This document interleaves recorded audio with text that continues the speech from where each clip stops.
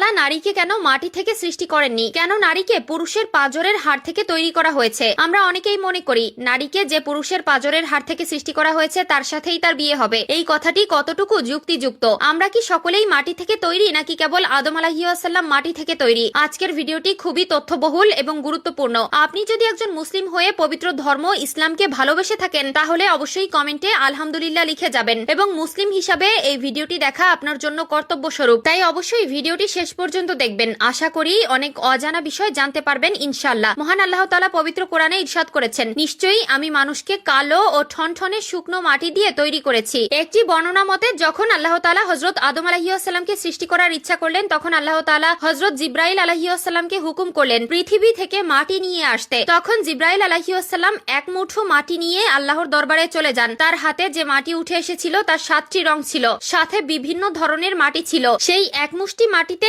অনেক ধরনের মাটি মিশ্রিত ছিল। এরপর আদম আলাইহিস সালামকে সৃষ্টি করার পরে তার পাঁজরের হাড় থেকে এক নারীকে সৃষ্টি করেন, যিনি হলেন বিবি হাওয়া আলাইহিস সালাম। বিবি হাওয়া দুনিয়াতে আগমনকারী প্রথম নারী ছিলেন। হযরত আবু হুরায়রা রাদিয়াল্লাহু তাআলা আনহু থেকে বর্ণিত, রাসূলুল্লাহ সাল্লাল্লাহু আলাইহি ওয়াসাল্লাম বলেছেন, যে ব্যক্তি আল্লাহ ও আখিরাতের প্রতি বিশ্বাস রাখে সে যেন তার প্রতিবেশীকে কষ্ট না দেয় এবং নারীর সাথে সদ্ব্যবহার করে। নারীদের সাথে তোমরা খারাপ আচরণ করো না, কেননা নারীদেরকে পুরুষের পাঁজরের বাঁকা হাড় থেকে সৃষ্টি করা হয়েছে। পাঁজরের সবচেয়ে বাঁকা হাড় হচ্ছে উপরের অংশ। একে সোজা করার চেষ্টা করলে ভেঙে যাবে এবং যেমন আছে তেমন রেখে দিলে তা বাঁকাই হয়ে যাবে। অতএব নারীদেরকে ভালো ওসিয়তের মাধ্যমে সংশোধন করো। নারীদের সাথে শিশুদের মতো ভদ্র আচরণ করা উচিত। আল্লাহ তাআলা পবিত্র কোরআনে ইরশাদ করেন, নারীরা পুরুষের উপর নির্ভরশীল, পুরুষ নারীর অভিভাবক, আর পুরুষরা নারীর প্রতি দায়িত্বশীল হবে। এটা স্বয়ং আল্লাহ তাআলার বিধান। পুরুষরা হবে ঘরের কর্তা আর নারীরা হবে তার অধীনস্থ। মহান আল্লাহ তাআলা নারীদেরকে পুরুষের জন্য সৃষ্টি করেছেন, তাই পুরুষদের প্রতি নারীদের আনুগত্য বাধ্যতামূলক। এই একটি বিষয় থেকে পরিষ্কার যে স্বামী স্ত্রীর অধিকার এক নয়, বরং নারীর চেয়ে পুরুষের অধিকার সবচেয়ে বেশি। এটা মোটেও নারীর প্রতি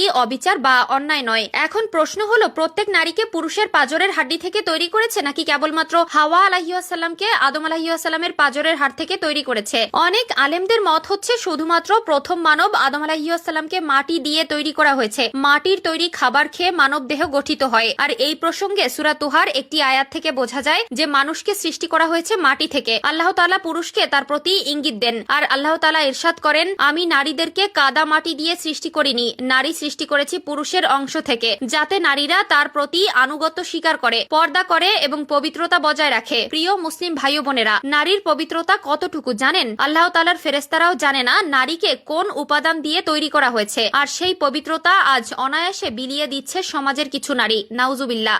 যে ব্যক্তি তার স্ত্রী, বোন ও পরিবারের নারীদের অবাধ চলাফেরা, অশালীন জীবনযাপন ও পাপপূর্ণ জীবনাচার মেনে নেয় এবং তাদের এসব গর্হিত কাজ করা থেকে বাধা দেয় না, তাকে ইসলামের পরিভাষায় দায়ুস বলা হয়।